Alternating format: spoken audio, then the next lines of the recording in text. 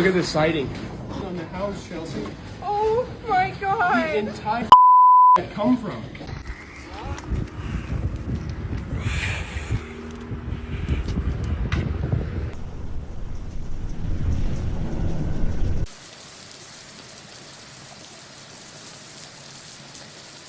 A violent and fast-moving storm system tore through the central United States late Thursday, unleashing an onslaught of extreme weather, destructive tornadoes, hurricane-force winds, and hail the size of softballs.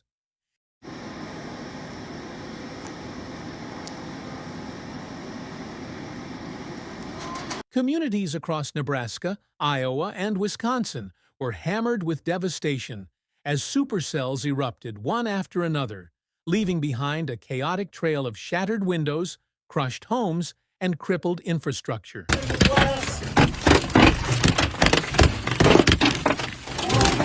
In Fremont, Nebraska, one of the worst-hit regions, the damage was instant and overwhelming. Wind-driven hail smashed every window on the wind-facing side of a hotel, forcing terrified guests to take shelter as chunks of ice and glass blasted into their rooms.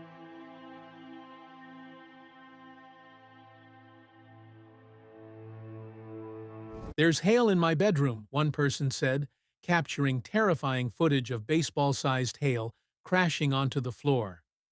Outside, cars were mangled beyond recognition, roofs dented, windows obliterated, debris scattered like confetti in every direction.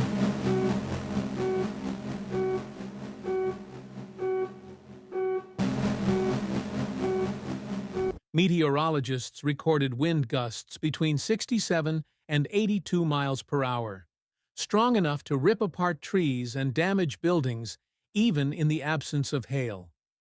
In places like Arlington and Minden, hailstones as large as 4 inches in diameter were reported, powerful enough to punch through rooftops and obliterate property in seconds.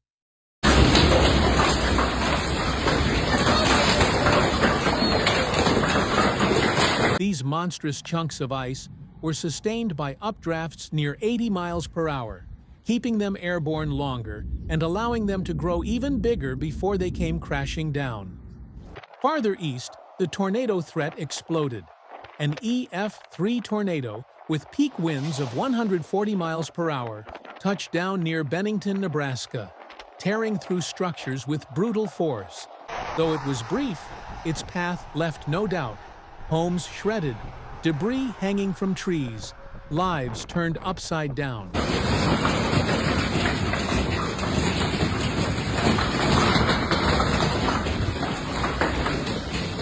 One survivor recalled sprinting to his basement with just seconds to spare. When he climbed back up, his roof was gone. That very night, the National Weather Service confirmed at least 6 tornadoes across eastern Nebraska and western Iowa. In Cass County, funnels touched down near Alvo and Manly.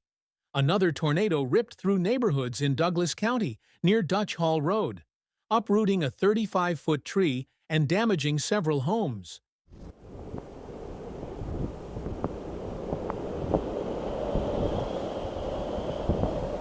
Despite the overwhelming destruction, officials reported no serious injuries.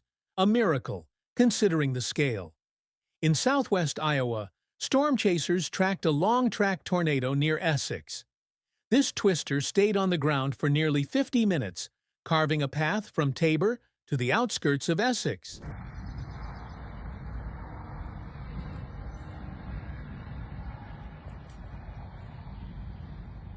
Early assessments suggest it avoided heavily populated areas, but inflicted major damage to rural buildings and farmland. By early Friday morning, the storm system had reached southern Wisconsin. Residents in towns like Edgerton were jolted awake by emergency alerts as a high-speed storm barreled in at 65 miles per hour.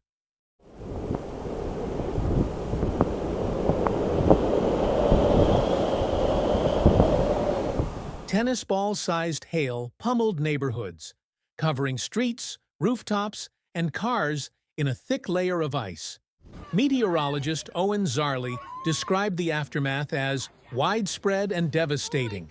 Cars wrecked, homes battered, power lines snapped throughout Rock County. Look at the siding on the house, Chelsea. Oh, to everything. I know. That's As the storms moved eastward, cold air surged in behind the front. Temperatures in Nebraska plummeted into the 40s and 50s, and in parts of the Panhandle, snow began to fall.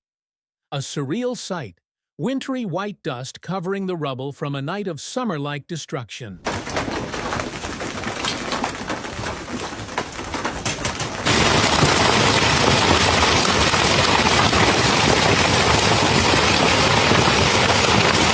Cleanup efforts began immediately. In Douglas County, neighbors joined forces to clear fallen trees and sift through what was left of their homes. Emergency officials urged the public to stay clear of hard-hit zones, especially between 72nd and 78th Streets, due to live power lines and unstable structures. Done, so that's good. AC unit isn't working, electrical unit isn't working, Wi-Fi isn't working, because, well, looks like that right now. That's new. The National Weather Service dispatched survey teams to assess the full scope of the damage and map tornado tracks. More reports poured in throughout Friday. A confirmed tornado in Pottawatomie County, Iowa, where hailstones measured between 2.5 and 4 inches, smashing rooftops and shattering car windows.